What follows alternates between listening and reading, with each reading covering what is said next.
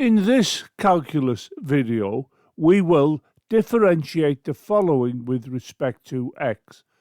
Y equals 5x to the power 4.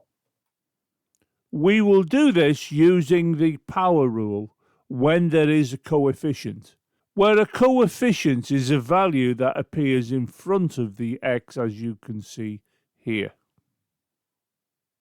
For y equals ax to the power n, the derivative dy dx is where we bring the power n to multiply the coefficient, and then we can see that we reduce the power by 1. We will now use this power rule to differentiate the example that was shown at the beginning of the video, which is coming into view now. Y equals 5x to the power 4.